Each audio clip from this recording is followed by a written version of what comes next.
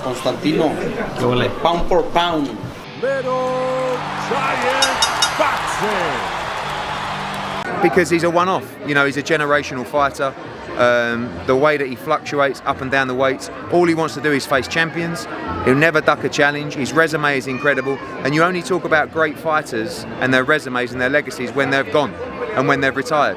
So wait till they talk about Canelo Alvarez when he's gone. You know, for me, I think he's the greatest Mexican fighter of all time. I think he's going to go down as a pound-for-pound legend of the sport. But this is a very tough fight, Ellie.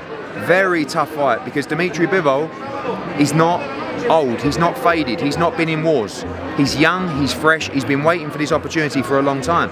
But to beat Dmitry Bivol, to beat Canelo Alvarez, you have to be a pound-for-pound great. You know, we've done San Antonio, we've done Dallas, but now first one in Las Vegas, Cinco de Mayo weekend. Very proud to be involved with a great fight, a very tough fight, very, very tough fight. And you know, Sal always confident, always ready, and looking forward to a fantastic weekend.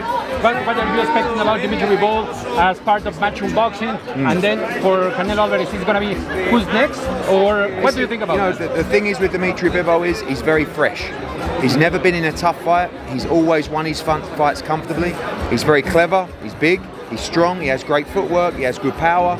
It's not an old fighter. You know, it's not a faded fighter. This is a guy in his absolute prime.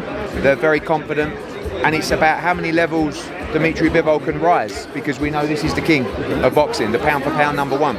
And if you're not a pound-for-pound great fighter, you will never beat Canelo Alvarez. So Dmitry Bivol believes he is. This is, I think, one of the biggest challenges of Sal's career, and I expect a great fight.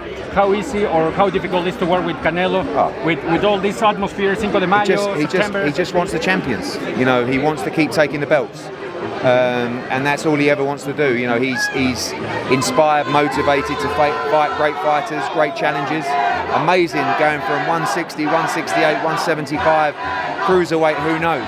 But like I said, the difference in this fight, a very fresh Dmitry Bivol, a very good fighter, and you're going to see a tremendous boxing match between two great fighters. Waiting and expecting for the result of this Saturday. Do you have a special clause with Eddie Hearn about going to Europe next fight? Yeah, I mean, look, I think everybody talks about the Triple G fight in September.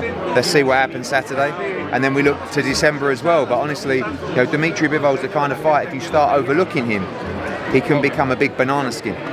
Very dangerous to start thinking what's next. Focused on Saturday and a tough fight.